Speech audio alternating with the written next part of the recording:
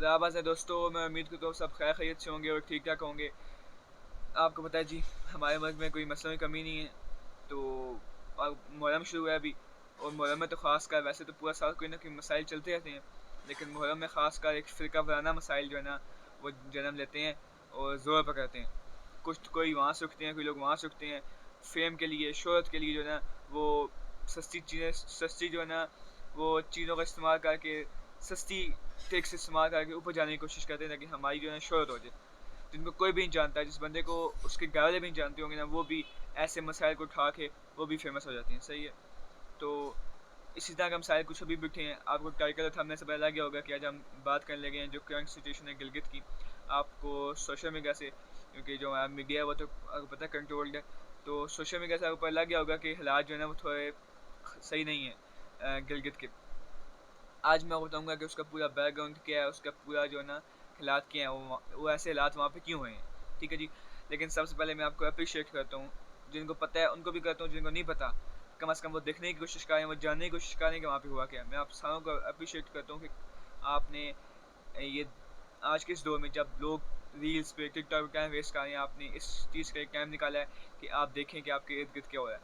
मेरे नज़दीक वो बंदा हैवान है, वो इंसान नहीं है, जिसको परवाह ही नहीं है कि उसके इर्द-गिर्द क्या हो रहा है, उसके इर्द-गिर्द लोग क्या हैं, उसके माशरे में क्या हो रहा है, वो देखते ही नहीं है कि माशरे में क्या मसाइल चल रहे हैं। मेरे नज़दीक आपको जो भी आपके इर्द-गिर्द मसाइल चल रहे हैं, आपको पता होना चाहिए। आप इर्द-गिर्द देखें, आपकी जो माशरे के मसाइल हैं, जो मुख्तलिफ मसाइल हैं, इसको कोई आदत ना बनाएँ, इसको कोई रूटीन ना बनाएँ, इसको एक ऐसा हॉबी लें कि आपकी हॉबी है, आपको मज़ा आना चाहिए इस काम में। आप देखें कि आपके इर्द-गिर्द क्या मसाइल चल रहे हैं, मुख्तलिफ लोग रहते हैं, उनको स्टडी करें, मुख्तलिफ अक़वाम रहती हैं, उनको स्टडी करें, आपके वो उनके क्या अकायदे हैं, उनके क्या बिलीफ्स हैं, इससे उनको स्टडी करें आप और आप उनके जो मसाइल हैं आपके इर्द-गिर्द, उनका हल निकालें, सिर्फ़ तनकीद ना करें, उनका हल भी निकालें।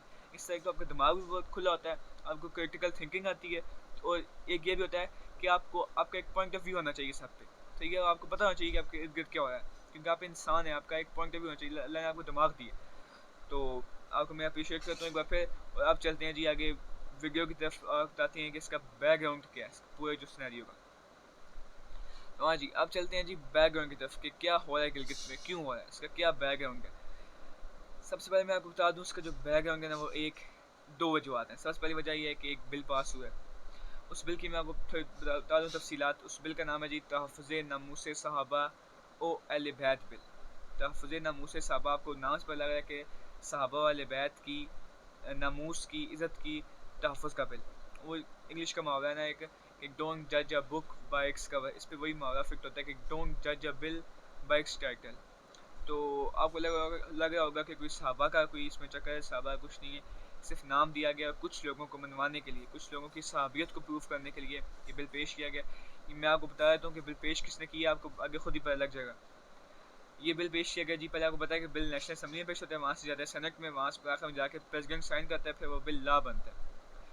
नेशनल असेंबली में जब ये बिल पेश किया गया जी जमात इस्लामी जिसका ताल्लुक देवबंद ग्रुप से है, आधी बात यहीं क्लियर होगी। जमात इस्लामी जिसका ताल्लुक देवबंद ग्रुप से है, आपको पता है देवबंद सख्त ग्रुप है, देवबंद ग्रुप से है, उसके एक एमएनए है जमात इस्लामी के चित्राली साहब, उन्होंने बिल पेश किया है ये नेशनल असेंबली में। वहाँ से बिल पास होकर आगे अभी जब आपको पता है कि आखिरी दिनों में 10 मुहर्रम के बाद जब शहबाज शरीफ की हुकूमत गई है, उससे पहले काफ़ी ज़्यादा बिल एकदम पास हुए हैं, कोई डिबेट के बगैर।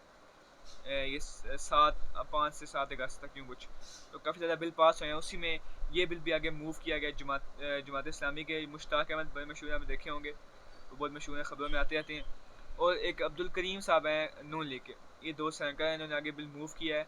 उसी जो जब बिल पास हो रहे थे सेनेट से, उसी में ये बिल भी पास हो गया। बगैर कोई डिबेट के।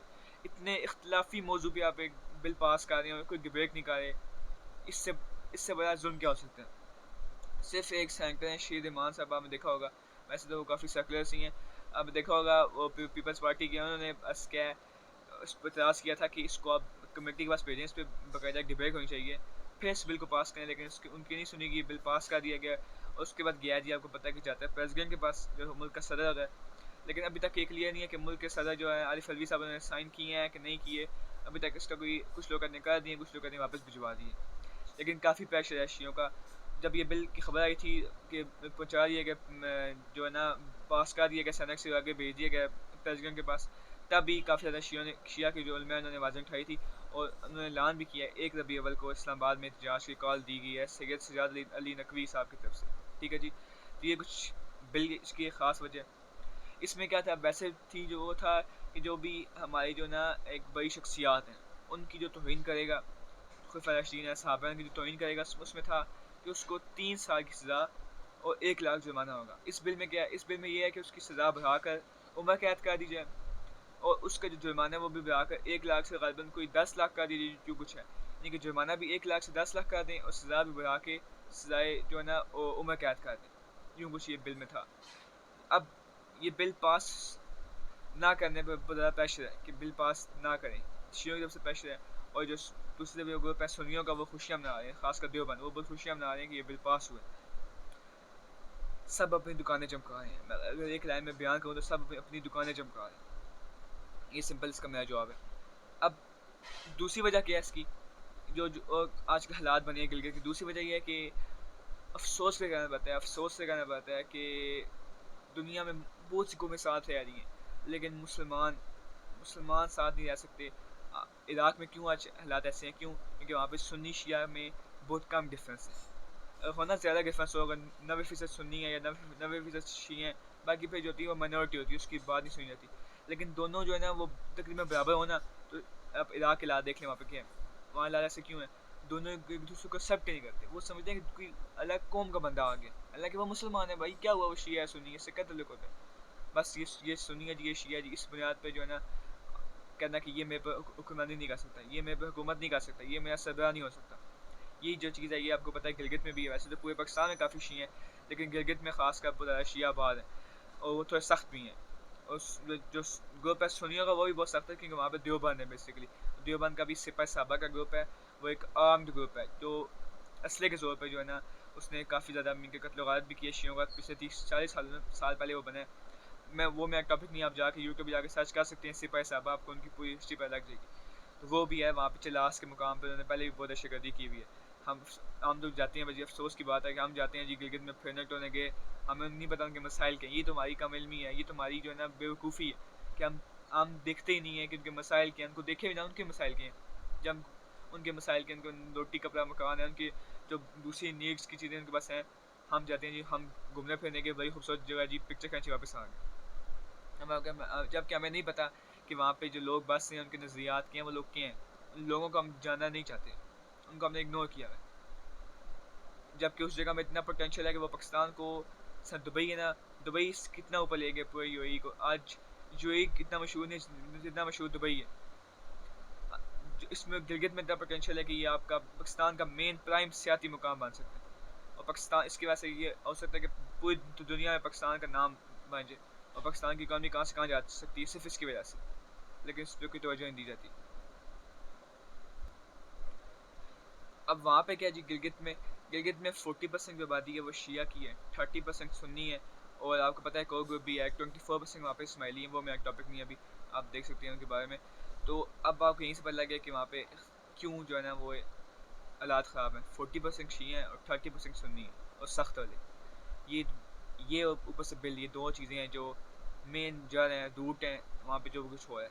अब इसमें हुआ क्या जी, एक स्कर्दू में एक उनके बड़े आगा हैं, आलिम कह सकते हैं, वो हैं जी आगा बाकिर अल हुसैनी नाम है उनका।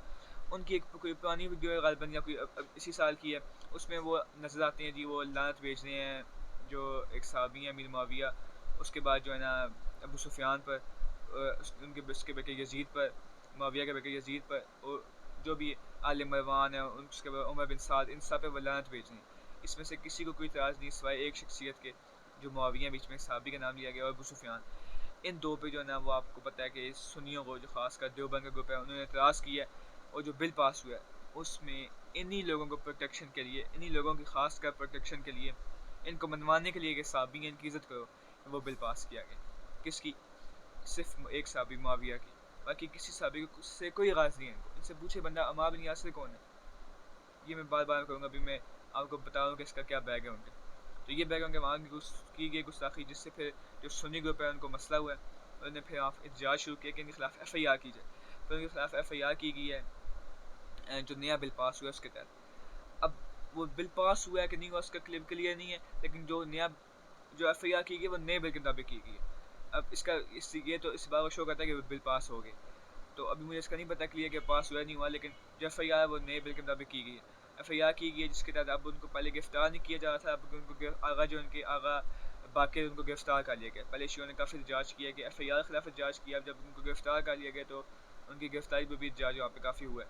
तो स्कर्दू में आपको पता है कि अक्सरियत शिया कम्युनिटी की है। अभी मैं आपको ये बता देता हूँ गिलगित में जो स्कर्दू है, हुंजा, उसके बाद अस्तोर, इस इलाके में ज़्यादा शिया आबाद हैं, और जो सुन्नी है वो चिलास फिर कोहिस्तान के इलाके में यहाँ ज़्यादा सख्त सुन्नी रहते हैं। सही है।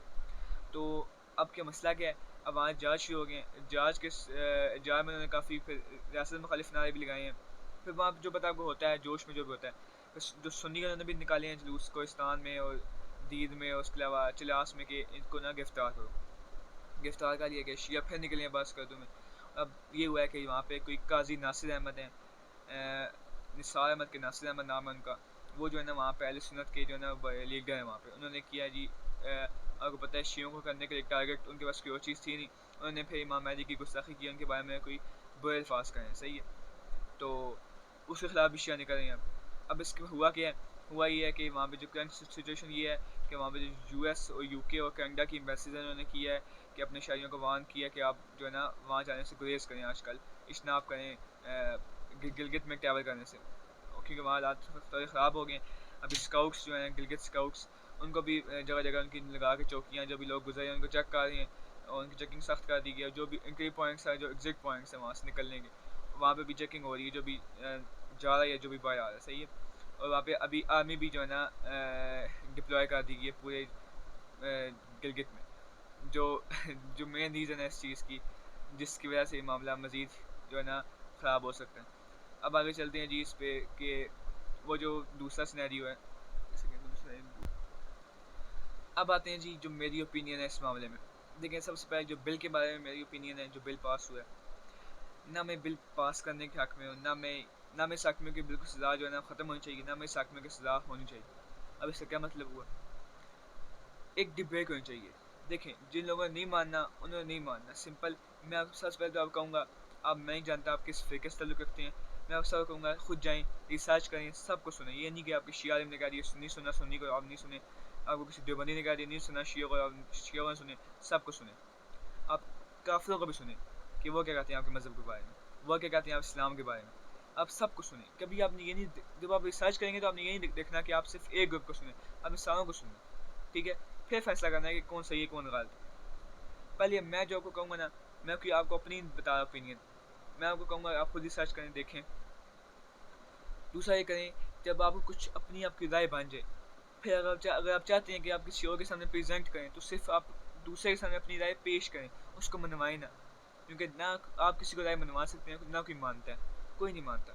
हर किसी के मफादात जुड़े हुए हैं। सही है। कोई अपना मफादात से पीछे नहीं रखता, ना कोई चाहता है कि उसकी याशी ख़त्म हो।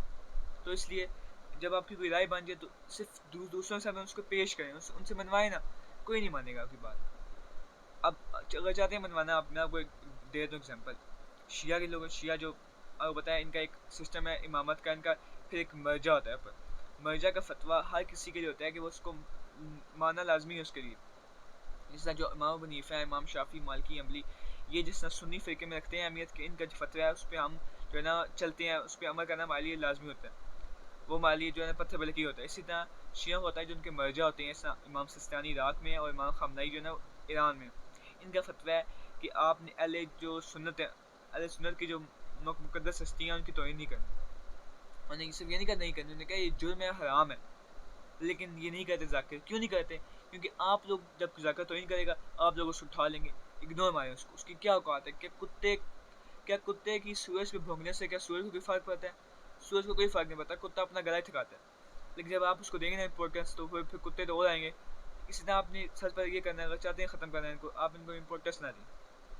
ये आधे से जाकिर ना, ये इनको जानते ही नहीं है। आप जानते थे किसी जाकिर को? आप कोई एग्जांपल लें किसी बंदे की जिसने कोई गुस्ताखी की हो किसी की, आप उसको जानते थे उससे पहले? वो मशहूर ये चीज़ लेके नाम लेके मशहूर होते हैं वो। सही है। अब जो अपने अपने बड़ों के नहीं मानते, जो अपने बड़ों की बात नहीं सुनते, जो उनके मर्जी हैं उनकी बात नहीं सुनते, जो अपने उनकी जो इमाम है उनकी बात नहीं सुनते, वो आपकी सुनेंगे? वो किसी के नहीं है, वो सिर्फ पैसे के हैं, वो सिर्फ शोहरत के हैं। इसी तरह सुन्नियों में भी हैं। ये जो यहाँ सहाबा के बड़े बनते हैं जी, हम सहाबा का जो है ना, हम जो सहाबा की नमूज़ की करेंगे, तहफ़्फ़ुज़ करेंगे, ये जिसके लेके आए हैं, जो इनके मामू जान हैं, उनके लिए ये बिल लेके आए हैं, उनसे मैंने एक सवाल मैं चाहता हूँ पूछना, क्या अम्मार बिन यासिर साहब ही नहीं है? उनका नाम क्यों नहीं लेते आप? आज ये सुन्नियों को अम्मार बिन यासिर का नहीं पता, आप सुन्नियों के बच्चों से पूछो अम्मार बिन यासिर कौन है, उनको नहीं पता कौन। मौला अली साहब ही नहीं है। ठीक है, मैं आपकी बात मान गया कि जो भी साहबा गालियाँ दे वो बुरा है। आप मुझे ये सवाल का जवाब दें कि सबसे पहले साहबा को किसने गालियाँ दी और किसने दिलवाई मेमोरियों से, किसने दिलवाई? तो सबसे पहले उसको दी सजा। अभी मेरा टॉपिक ये नहीं है, वीडियो बहुत लंबी हो जाएगी, मगर इस तरह लेके जाऊँगा तो सिंपल मेरा बात करने का मकसद ये है कि दोनों तरफ जो है ना वो कोई सही नहीं है पूरा, दोनों तरफ लोग गलत हैं, सही है। कुछ उनकी बातें ठीक है, कुछ इनकी ठीक है। अब लेकिन जो पर्टिकुलर बात है यहाँ पे सहाबा की, ये कुछ सहाबा को बचाते हैं, एक मुआविया को बचाते हैं, और उसके बाप जो है अब सुफियान को, ठीक है, उनके बारे में मेरा वही नज़रिया जो शियों का, मैं खुल के बात करता हूँ, ठीक है, मेरा वही नज़रिया है। और जिसने मौला अली को दिलवाई गालियाँ, उस पर अल्लाह की लानत। मैं चलो मैं नाम नहीं लेता, मैं कहता हूँ जिसने मौला अली को गालियाँ दिलवाई, उस पर अल्लाह की लानत। इसने अहले बैत का जुल्म किया, जिसने अपने बच्चों को ये सिखाया कि अहले बैत पर तुमने जुल्म करना है, तुमने सिर्फ अपनी कुर्सी के लिए तुमने इमाम हुसैन को मारना है, उस पर लानत हो। मैं ये खुल के बात करता हूँ, मैं नहीं डरता। क्यों? क्योंकि मैंने सर्च किया, मेरा पॉइंट ऑफ व्यू है, मैं किसी सुन्नी से शिया से डरता नहीं हूँ। लेकिन शिया भी वहाँ पे एक साबिर के चक्कर में बाकियों को लगाते हैं बीच में, खुलफा राशिदीन स्पेशली 4 बंदों को, तो अबू बकर, उमर, उस्मान और जनाब सईदा जो आयशा है, उनको बीच बीच में उनका कुछ जिनको कोई कसूर नहीं, सिर्फ अपनी दुकान चमकाने के लिए उनका नाम लेते हैं ताकि जो है इख्तलाफ पैदा हो, फिर मामला घरों में, फिर हमें व्यूज़ आएँ, फिर यूट्यूब से पैसे आएँ, फिर डॉलर आएँ, इस चक्कर में बस करते हैं। इसलिए इनका सबसे पहले जो ऐसे लोग बातें करते हैं सहाबा को दे रहे हैं गालियाँ, उनको बाइकआउट करें। सहाबा कौन से? सहाबा ये नहीं जो सुनिया के बनाए गए, मामू जान नहीं, सही सहाबा जो खुलफाए राशिदीन जो हमारी, जो हमारी वालदा मोहतरमा, जो हमारी सईदा आयशा हैं, सिर्फ उनका जो कहते हैं ना, आप उनका बाइकआउट करें। सुने ही ना उनको, वो खुद ही उनको कोई गली मले नहीं पूछता, वो आप उनको फेमस करते हैं। पहला पॉइंट ऑफ जो मेरा ये है इस मामले में ओपिनियन कि उनको ना सुने। और दूसरा मैं आपको सिंपल कहूँगा, जो अगर आप चाहते हैं मैं आपको अपनी राय दूँ, मैंने आपको पहले बात करा दी है कि आप खुद रिसर्च करें, और अगर चाहते हैं मैं आपको दूँ, मैं आपको सिर्फ सिंपल इतना कहूँगा कि मैं जो अभी तक जो मैंने रिसर्च की, जो अभी तक जो मैंने किया ना स्टडी, इंशाल्लाह अगले हफ्ते मेरी शिया जो ग्रुप है, सेक्ट है हमारे यहाँ इस्लाम में, उस पर मैं इंशाल्लाह पूरी ला रहा हूँ वीडियो। लेकिन अगर आपको मैं अपनी राय दूँगा जो मेरी अभी तक रिसर्च है, सुन्नी हो, शिया हो, देवबंदी हो, वाबी हो, बेलवी हो, जो भी हो, इन सब में कुछ बातें ठीक हैं, कुछ बातें इनकी गलत हैं। और इनके एक्सट्रीमिस्ट जो दूसरों को काफिर कहते हैं, दूसरों को गलत कहते हैं, दूसरों को जो है ना बुरा बुरा भला कहते हैं, वो उनसे आप जितना बच सकते हैं उनका बाइकआउट करें, उनसे बचें। हाँ, हर किसी के सही आलिम में मैं अभी आपको नाम गिनवा सकता हूँ, लेकिन वीडियो बहुत लंबी हो जाएगी, आप उनको सुनें। हर किसी में सही आलिम है जो सही बात करते हैं। शिया में जवाद नकवी देखें कितने अच्छे हैं, देवबंदियों में मिलाना तारिक जमील कितने अच्छे हैं, बेलवियों में भी बहुत अच्छे लोग आए हैं, इस तरह हर किसी में अच्छे लोग हैं।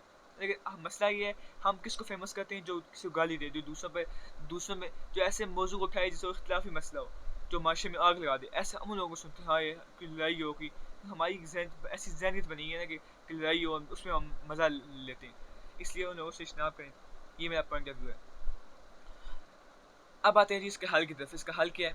सोल्यूशंस का मैं आपको मैंने अपना पॉइंट ऑफ व्यू बता दिया कि इसके जो एक पहली वजह थी ना इसका बिल की, कि इसका बिल पास होना चाहिए कि नहीं, उसका सोल्यूशन ये है कि बिल बिल की जगह ये कहना चाहिए कि आप, मैं जो अफसोस के साथ कहना पड़ता है कि इतने बड़े मसाइल हैं हमारे मुल्क में, इतने बड़े मसाइल हैं जिनको हल करने की ज़रूरत है, लेकिन अभी तक हम इस मसले से बाहर निकले कि फ़ौज का सियासत में क्या किरदार होना चाहिए। क्या फ़ौज को होना चाहिए न्यूट्रल या नहीं होना चाहिए? फ़ौज को सिर्फ रहना चाहिए बॉर्डर पर या नहीं रहना चाहिए? ये इन मसाइल से हम आगे नहीं निकल सकते, तो बाकी मसाइल कब हल करेंगे? इन मसाइल का हल इतना मुश्किल नहीं है, बस एक बंदा चाहिए हमें, एक ऐसी हमें चाहिए लीडरशिप जो मसला को हल करे, तो उसका हल वाकई हल बताए, सिर्फ नारे ना मारे, वो हल बताए सही। इसका हल क्या है? आप जो सही शिया सुन्नी गल में उनको टीवी बिठाएं, उनको टीवी बिठा के डिबेट करें, और अवाम देखे, अवाम की राय होनी चाहिए, अवाम को पास लाएं।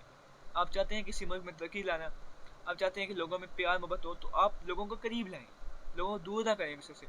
जितना आप, मैं आपको एग्जांपल देता हूँ, इस्माइली है ना, यहाँ रहते हैं गिलगित में, आगा खानी है जो है इस्माइली हैं, हमें इनके बारे में कुछ नहीं पता, सिवाय यूट्यूब जो देख लें बिकॉज ये करते हैं, ये करते हैं, वो ये करते हैं। किसने तुम्हें क्या ये करते हैं? हमें नहीं पता। अब क्लाश के लोग हैं, उनके बारे में ये करते हैं, ये करते हैं, ये करते हैं। जब तक आप हुकूमत ये काम नहीं करती कि लोगों को आपस में करीब करे, मुख्तलिफ कौमों को, लोगों को एजुकेशन में ये सबक डाला जाए, लोगों को बताया जाए कि ये कौमें मुल्क में रहती हैं, इनकी ये कायदे नज़रियात हैं, लोगों को बताया जाए आपने इनसे नफरत नहीं करनी आपको, लेकिन इनके कायदे नज़रियात पता होना चाहिए। सही है? फिर डिबेट हो, आप बात कर सकते हैं, टीवी बैठा के आप शिया सुन्नी उलमा की डिबेट हो, हुकूमत करवाए। सही है? जो सही सीरियस उलमा है, फिर वहाँ देखे, वहाँ फैसला करे और शिया सुन्नी दोनों उलमा प्रेस कॉन्फ्रेंस करके बात करें कि ये जो लोग फितना उठाते हैं इनसे हमारा कोई ताल्लुक नहीं, इनसे हमारा कोई। तब ये भी मैं बात चाहता हूँ करना कि जो अच्छे लोग हैं ना, उनकी गलती ये है कि वो जो बुरे लोग होते हैं छोटे छोटे, उनकी वो खुल के मुखालफत नहीं करती है, उनके खिलाफ कोई खुल के बयान नहीं देंगे, बात कर देंगे हल्की फुल्की, लेकिन उतना खुल के बयान नहीं देंगे जितना वो अपने मुखालिफ फिरके के बारे में देंगे। अपने लोगों में ये भी शऊर बिदार करें कि जो लोग उखड़े हैं ना, इनको जो लोग आप लोगों को भड़काते हैं दूसरे के खिलाफ, इनको ना सुने। ये होना चाहिए। इसका सबसे पहला सोल्यूशन ये है कि इस पर डिबेट हो, कोई नहीं होना चाहिए इस पर ना बिल पास होकर सजा दी जाए। फिर जब डिबेट होगी ना, फिर ये तय करें, सारे नहीं मानेंगे बात, डिबेट करा भी लेना। अब आपके जहन में पहले सवाल ये आएगा कि अगर करवा ली डिबेट सारे मान जाएंगे, नहीं सारे नहीं मानेंगे, मैं भी कहता हूँ सारे नहीं मानेंगे, लेकिन जो बशऊर लोग हैं उनका जहन बन जाएगा। उसके बाद ये कहें, सारे फ़िक़ों के उलमा को बिठाएं, कहीं देखिए ये साबी जो है ना, जिनको आप चाह रहे मनवाना, इनकी साबियत पे शक है, इन्होंने ये गलत काम किए हुए हैं, इनको हम डिफेंड नहीं कर सकते। हाँ, बाकी खुलफा राशिदीन जो है, जो साहबा की, जो बगैर इमाम महदी के आजकल दौर में करते हैं गुस्ताखी, जो नासबी हैं, गुस्से में हैं, उनको, जो नासबी हैं, जो साहबा, जो खुलफा राशिदीन उनकी तौहीन करते हैं, जो अमाइशा की तौहीन करते हैं, इन सब को फिर सुन्नी शिया मिल के कहें, चाहे वो पहले बात हो, फिर चाहे वो सही साहबा हो, उनकी जो तौहीन करेगा उसको फिर बेशक अगर आप डिबेट करके बिल पास करें ना, उसको सज़ाए मौत की सज़ा भी दें, किसी को इतराज़ नहीं होगा। लेकिन अगर आप इस तरह अफरा तफरी में, जल्दबाजी में अगर बिल पास करेंगे, इस तरह फिर फसादात भी उठेंगे और बर्पा होंगे और इसके अलावा कुछ भी नहीं होगा। ठीक है, इसका सिंपल हल ये है कि डिबेट करी जाए। दूसरा इसका हल ये है, जो मैं शुरू में बात की थी कि फ़ौज को वहाँ कर लिया गया, वहाँ पे जो है फ़ौज को वहाँ पे तलब कर लिया गया, फ़ौज को वहाँ पूरे सूबा में उनको मुख्तलिफ जगह तैनात कर दिया गया। ये बहुत बड़ा मसला है हमारे जो मुल्क चला रहे हैं, या तो वो जाहिल चोर हैं, अनपढ़, ऊपर आगे बैठ के हैं, चोर डाकू, उनको पता नहीं है सवाई बनाने के पैसा, या फिर 12वीं पास बोगस दिमाग जनरल है, जिनको मुल्क चलाना आता नहीं, जिनको पता ही नहीं है कि बात किस तरह करनी होती है। उनको सिर्फ ये आता है कि किस तरह इस्तेमाल करना होता है डंडा, या किस तरह किसी के आगे बिछना होता है। उनको पता ही नहीं है कि डिबेट किस चीज़ का नाम होता है, किस तरह बात करनी होती है, किस तरह दूसरे की बात बनवानी होती है, किस तरह, उनको ये चीज़ें आती ही नहीं है। ये चीज़ें बच्चों को पढ़ाई जाए। जो लीडर्स बनेंगे ना कल जाकर, जो जनरल बनेंगे, ये 12वीं पास के थके, इनको कुछ आता ही नहीं है, इनको सिखाया जाए कि किस तरह करते हैं। अब सबसे बड़ा मुझे डर है, जो सबसे बड़ी जो वजह है कि गिलगित के हालात ख़राब क्यों है, वो इससे फेक है कि वहाँ फ़ौज चली गई है। ये मेन वजह हो ये। अगर हालात ख़राब होते हैं गिलगित के, अभी आपको एक बात और बता दूँ कि वहाँ पे खालिद खुर्शीद जो एक्स चीफ मिनिस्टर हैं गिलगित के, उन पर भी अटैक हुआ है। फ़ौज को वहाँ पर तैनात कर दिया गया है। यही फ़ौज तैनात कर दी गई थी पहले ईस्ट पाकिस्तान बांग्लादेश में। इनको पता नहीं है, ये डफर्स को पता नहीं है कि कहाँ पे आपने गोली इस्तेमाल करनी होती है, कहाँ पे आपने डंडा इस्तेमाल करना होता है, और कहाँ पे आपने प्यार से बात करनी होती है। ये अपने लोगों पे डंडा इस्तेमाल करते हैं, वजीरिस्तान में ये डंडा इस्तेमाल करते हैं, KP में ये बंदूक इस्तेमाल करते हैं, बलूचिस्तान में ये बंदूक इस्तेमाल करते हैं, गिलगित में अभी जाके ये कुछ और गंद करेंगे। बांग्लादेश में इन्होंने पहले बंदूक इस्तेमाल की है, और अमेरिका के सामने जहाँ बंदूक इस्तेमाल करनी होती है, जहाँ इंडिया के सामने बंदूक इस्तेमाल करनी होती है, वहाँ ये पतलूनें उतार के आ जाते हैं। वहाँ बांग्लादेश में इंडिया के सामने अपनी पतलूनें उतार के आ जाते हैं, जहाँ बंदूक इस्तेमाल करनी होती है। जहाँ अमेरिका के सामने, जहाँ अमेरिका को जवाब देना होता है, जहाँ अमेरिका की आंखों में आंखें डालनी होती हैं, वहाँ ये जो है ना, ये कहते हैं यस सर, राइट सर, वहाँ पे बोलते नहीं है कि ये मसला है सबसे बड़ा। अब यही डर है मुझे गिलगित में कि इनकी वजह से हालात ख़राब हो सकते हैं। ये डफर्स हैं, इनको पता नहीं है कि किस हालात को कंट्रोल किया जाता है। ये लोगों को बिठाएं साथ, सुन्नी और शिया और सबको साथ बिठाएं, कहें देखें मुझे पता है लोग बहुत सख्त हैं, लोग नहीं मानते, लेकिन आपका काम होता है, जो होता है लीडर्स की निशानी होती है कि लोगों को साथ जोड़े, बिठाए, दूर ना करे। लोगों को इसलिए मैं कह रहा हूँ कि बचपन से ही ना बच्चों को पढ़ाएं, एक दूसरे को करीब करें, कहीं सुन्नी शिया को करीब करें, कहीं थोड़ा सा अकाल का डिफरेंस है। देखिए 5 बहन भी बराबर नहीं होते, 5 उंगलियां बराबर नहीं होती, इसी तरह 5 बहन भी बराबर नहीं होते। सारे इंसान एक जगह रहेंगे तो कुछ ना कुछ होंगे ना, कि मुख्तलिफ चीज़ें होंगी। तो बच्चों को ये सिखाएं, कहीं कोई बात नहीं, कुछ चीज़ें उनमें गलत हैं, कुछ आप में गलत हैं, लेकिन आपने मिल के रहना। सही है, इख्तलाफ करने आपने कहना भैया मेरी चीज़ें गलत हैं, वो आप बोलें, बेशक बोलें, लेकिन आपने साथ रहना है। अगर आप कोई हमला करता है, कोई वहाँ से आप पे हमला करता है, अगर शिया से कोई सुन्नी पे हमला करता है, तो शिया के लोग खुद खड़े हों उस बंदे के खिलाफ। ये आपने बच्चों में चीज़ डालनी है कि आपने किसी दूसरे को ये नहीं कहना कि तू काफिर है मान है। हाँ, इख्तलाफ करना है आपने, भाई अब ये बात गलत है, देखो यहाँ पे ये बात हुई है, ये आप करें, बच्चों को सिखाएं भी। लेकिन अब ये कब होगा, जब अच्छी कोई लीडरशिप ऊपर आएगी, तब कोई पाकिस्तान में कोई सही जमहूरियत आएगी, तब होगा ये। तो अभी तो दूर दूर तक इसका कोई निशान नहीं है। अभी सिर्फ एक ही हम चीज़ कर सकते हैं, या अल्लाह एक तो पहले वहाँ से फौज को निकाल के सीधा गिलगित से, क्योंकि ये डफर्स हैं, इनको हालात कंट्रोल करना नहीं आते। इन्होंने एक फायर मार दिया ना, वहाँ से एक बंदा किसी ग्रुप का मार दिया, अभी इन्होंने गिरफ्तार कर लिया शिया के वाले में आगा। अब मैं ये नहीं कह रहा कि वो गलत किया सही किया, लेकिन इन्होंने कुछ कर दिया वहाँ पे गलत, एक गलत स्टेप ले लिया, तो वहाँ पे ऐसी चिंगारी बरक सकती है। मैंने वो बात नहीं की जो हमारे खिलाफ साहब हैं, वो आप जाके देख सकते हैं। आगे अभी जो एक्स जो है, जो पहले ट्विटर था, उस पर जाके सर्च करें ना गिलगित, तो वहाँ आपको वीडियोज़ मिल जाएंगी। आप देख सकते हैं कि वहाँ पे हालात कैसे ख़राब हैं, वहाँ लोग कितने गुस्से में।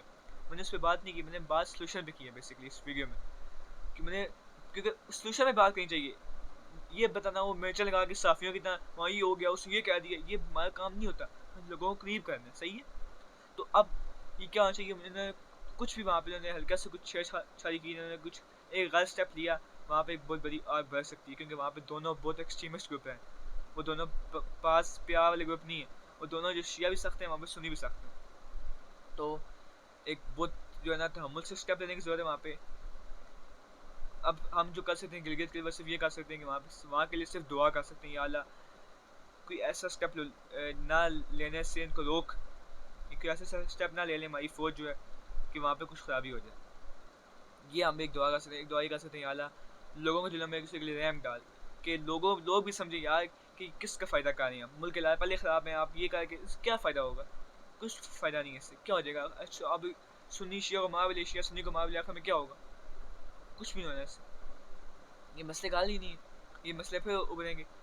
तो सबसे पहले तो हम क्या कर सकते हैं, एक तो हम ये है कि आप लोगों में अवेयरनेस फैलाएं, और दूसरा ही हम एक दुआ कर सकते हैं, लोगों में अवेयरनेस फैला सकते हैं। इसलिए मेरी आपसे गुजारिश है कि अगर आपको जो मेरी कोशिश, अगर आपको मेरी वीडियो अच्छी लगी है, जो मैं आपको इसमें एडवाइस है, इसमें जो सोल्यूशन बताया है इसमें कि ये होना चाहिए सोल्यूशन, तो इस वीडियो को ज़्यादा लोगों में शेयर करें ताकि अवेयरनेस फैले, लोगों को पता लगे, ताकि लोग करीब हों, मज़ीद लोगों को पता लगे कि इसका हल कैसे, मसाइल को हल किया जाता है। इनको बजाय इनको बंदूक से हल करने के, लोग आपस में बैठ के मसलों को हल करें, डिबेट से मसले हल हों। लोगों को आपस में बैठ के बातचीत करनी आनी चाहिए, इससे मसले हल हों, लोगों को पता लगे कि जो मुख्तलिफ लोग हमारे साथ रहते हैं वो कौन है, ठीक है। इसी तरह ताकि लोगों में प्यार मोहब्बत फैले, इसी तरह दुनिया में अमन सुकून आ सकता है। ये दुआ करते हैं अल्लाह से कि दुनिया में, खासकर पाकिस्तान में और खासकर गिलगित बल्तिस्तान के हालात ठीक हों, और दुनिया में अमन सुकून आए, और दुनिया जो है ना वो भाईचारे का जो है ना मिसाली जो है ना एक अमली नमूना पेश कर सके दुनिया, वाकई ये दुआ करते हैं अल्लाह से।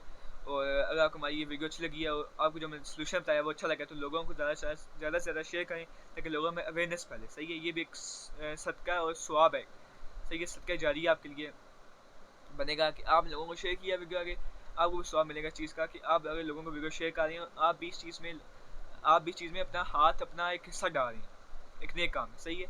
तो हम कुछ और तो कर सकते नहीं है, दुआ कर सकते हैं या लोगों में अवेयरनेस फैला सकते हैं।